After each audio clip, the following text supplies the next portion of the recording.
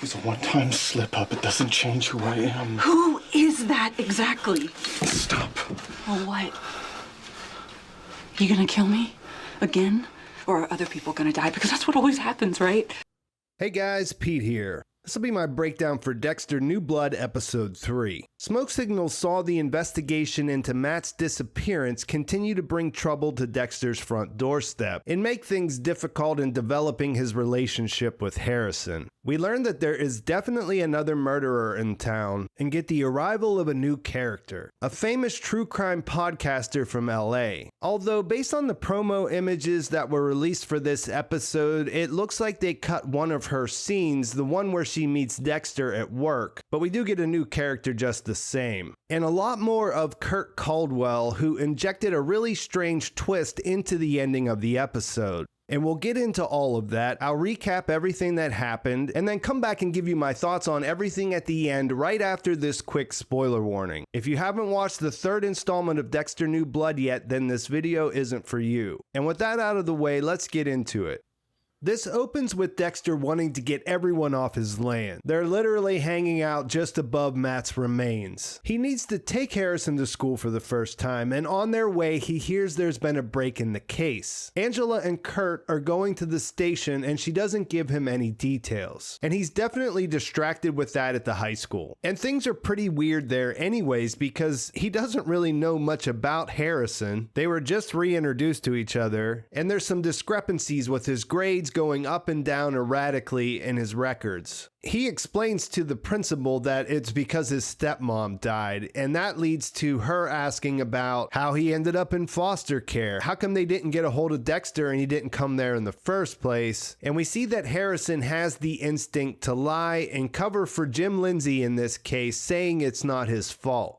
In an effort to stay close to the investigation, Dexter goes into the station. There he learns that they have footage of Matt shooting the deer on reservation lands. It turns out it's only a thermal imaging camera though, so it's heat signatures rather than images where you can see details. They found Matt. Dexter was able to identify his rifle, but then they also caught Dexter walking with his rifle in the next closest quadrant. Now it's a criminal investigation, and that means they have to go back where the deer was shot and start working it as a crime scene. And here we see that Kurt Caldwell is pissed and he blows up on Angela. Back at the cabin, she's upset because she called off the search when they found the glove, which is exactly what Dexter set up, what he wanted to happen. And we see that his manipulation of the situation only worked for so long.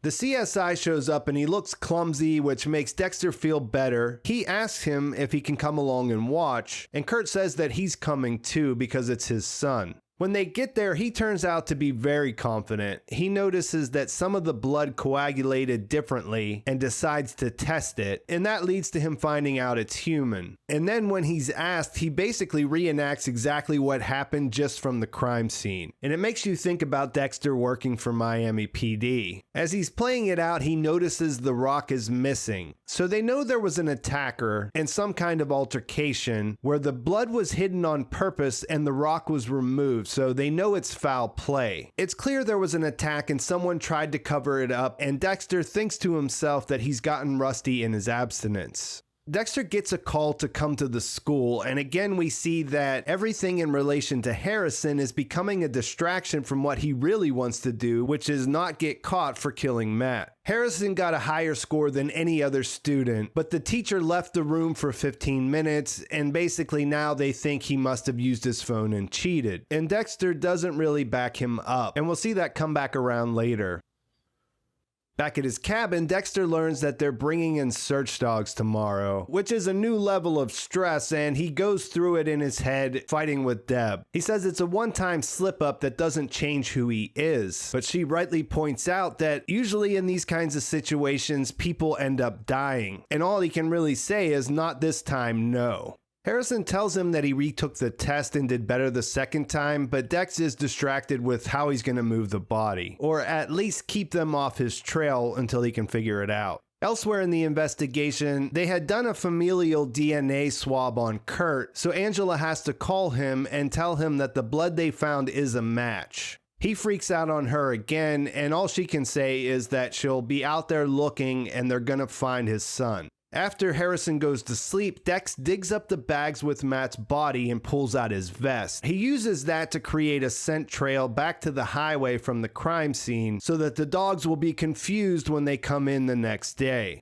Then we go back to the story of the girl from the bar. She's still trapped in the room. The person is watching on a laptop. Apparently, he's a fan of the showrunner Clyde Phillips's books. We see them sitting there on his desk. And he puts on a record and gets dressed for the outdoors with a ski mask and a parka, and then hits a button on the computer that opens the door. She realizes she can make it outside, so she puts on her jacket and runs. And the killer is waiting. He shoots her in the back with his rifle with the laser scope before she can make it very far from where she was being held. Later, we see this hunter/killer is washing the body in a room that's set up pretty well. He's actually embalming the body, which I don't know why he needs to do that, but it stands out that it's a professional looking setup from what we can see.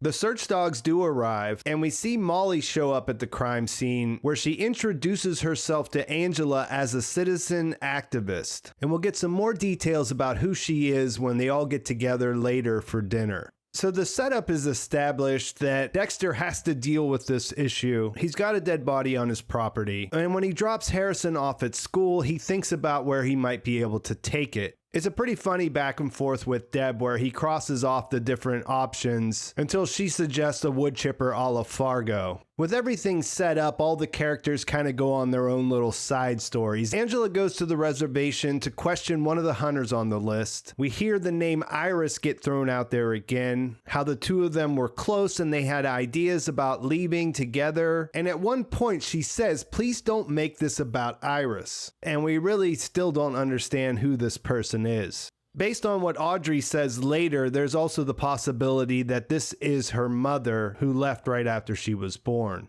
At school, Harrison finds out that Zach and Scott are catfishing another student. In the lunchroom, he sits with him and tells him what's going on. Later, he has this kid Ethan send a picture of Zach having sex with a goat, and when he comes for him, Harrison intervenes, grabbing him by the throat and threatening him. And it works. He tells him to leave Ethan alone, and there's nothing that Zach does in that moment. After that, Audrey offers him a ride home. They seem to be hitting it off. They stop at the butcher's shop, and they find out that the white buck is still inside the cooler. She's upset that they're going to throw it away like roadkill, and Harrison throws it out there that they should try to do something with it before that happens. After that, he finds out that her father died and that her birth mother abandoned her right after she was born.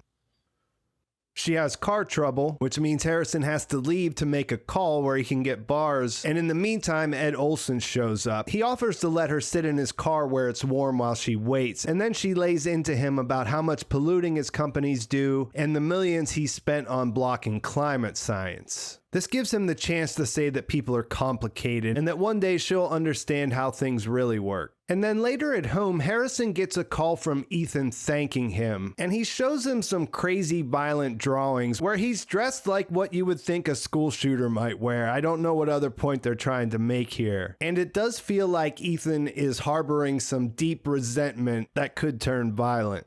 Dexter gets called in for questioning by Logan. They're interviewing everyone that talked to Matt while he was in town, and Dex tells him that the last time he saw him was at his party. Logan then asks him to identify the rifle in the heat signature photo of himself, and since it's the most common one, he tells him the truth, but he doesn't seem too worried since there's so many of those in town. Then he takes off on a fruitless trip to the iron mines where he runs into a bear, and then all the different characters come back together for dinner at Angela's place. Audrey says she can't believe Molly Park is in Iron Lake. She's a famous podcaster. Audrey says it's one of the most popular in the true crime genre. She says she has over 1 million followers on Instagram. And Dexter mentions that he met her at work earlier that day, which is related to the scene it looks like they cut out. While they're together at dinner, Dexter reflects on how he can't believe he found a family here in Iron Lake and how he doesn't want to lose it. And we find out they have plans to take the white buck to the reservation for a ceremony and bonfire. While they're there, Dexter apologizes to Harrison for not standing up for him at the school. And we see that he's echoing the same things that Angela was saying when she was talking to Audrey. He saw those two have a moment, so he tried to recreate that with his son. Then he gets the idea to take Matt's body to the Iron Lake sanitation incinerator, and he's able to get rid of it. So all the other stuff he was doing is pretty much for naught. And as far as we can tell, the body is taken care of. Then on his way home, he sees a drunk Kurt outside the tavern. He thinks to himself that something looks off, like he doesn't look like a grieving father, and decides to pull over and talk to him. He's obviously drunk, but he tells Dexter that he talked to Matt, and not just that he talked to him on the phone, but that he FaceTimed with him. And obviously, Dexter knows this isn't the case. He just burnt the body. But he gives him a ride home thinking, why is he lying about this? And the episode ends there. I thought this episode was on par with the last one. It was sort of on the same level. It had some funny moments and a lot of setup. There's a good amount of character development that seems focused in a way that the side stories in the early seasons of Dexter were not. If that pays off in a satisfying way, then I'm all for it. It could be an improvement, but definitely not reinventing the wheel. In a way, if you were just hoping for a return to form of those early Dexter seasons, then this is kind of exactly that. But then I kind of wonder, is that enough for there to be a whole revival? And I go back to that idea that I mentioned in my first video, that I think this is all going to come down to how the ending plays out. I can watch a new season of Dexter that occurs in a different location and enjoy it just for nostalgia's sake, but I'm hoping they have a really good idea in mind for why they wanted to come back and revisit it. So in the last episode, there was a focus on Dexter's fears about Harrison having dark tendencies. We saw that he wrote about that in his letter to Hannah, which Harrison read, and there's some suspicion on both sides as a result. The power dynamics are still way in Dexter's direction as the parent, and as hardened as Harrison might be, you have to imagine that there's a part of him that just wants a dad after growing up without one. This episode things shift somewhat where he's trying to cover up his kill, and that's making it difficult to hide the weirdness in his relationship with his son, where he should be focusing on reconnecting and getting to understand how things got to where they're at the moment. He's just trying to make sure that he doesn't go to prison. Episode 2 in particular had a lot of people guessing about what Harrison's background would really be. Maybe he killed Hannah, maybe he's a full-blown serial killer like Dexter, and for me, my mind didn't really go there. I thought there was a more natural setup in that Dexter is always going to have a problem making a real relationship with his son. And the fact that he killed Matt right before he brought him in seemed to set up this kind of situation that we have in the third episode. Harrison appears to be smart based on those tests. He has a sense of justice. He befriends Ethan and stands up for him after he sees what Zach and his friends are doing. And he had an in here where he could have came in and been friends with these guys and have a much easier time adjusting to this new place. Instead, he went against that for what appears to be no other reason than to stick up for the little guy. Although in the process, he did come off a little scary with that chokehold, but there's at least an equal chance that he picked up those skills in the foster care system rather than having some dark passenger. And either way, Dexter is always going to kind of suspect that. It's interesting how the interludes with Deb are short-lived, and in the few moments where he's not distracted with Harrison or the people related to the investigation, I'm still enjoying those quite a bit.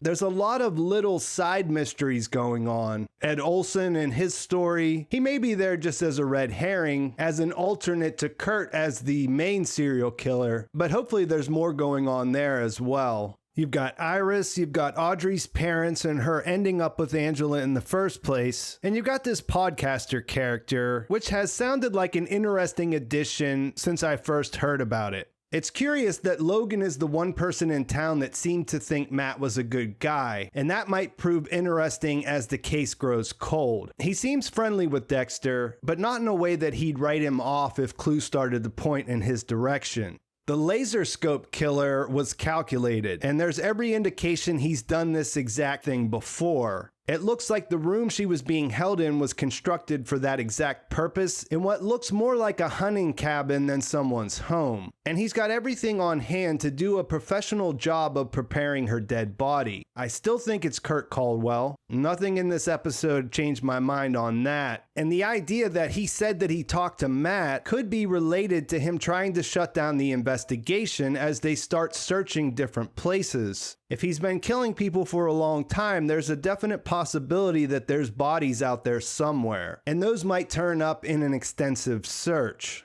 It's still early, we're in an interesting spot, and I think that's a good place to leave things. The whole school shooter angle kind of feels like it's going to be a chance for Harrison to intervene if Ethan turns out to be troubled in that way, but we'll have to wait and see where that goes. Let me know in the comments what you think about that, what you think about this laser scope killer and what's going on there, and how you think the season's gonna play out. Please like this video if you enjoyed it. Please subscribe to my channel if you haven't already. And thanks for watching. I'll talk to you soon.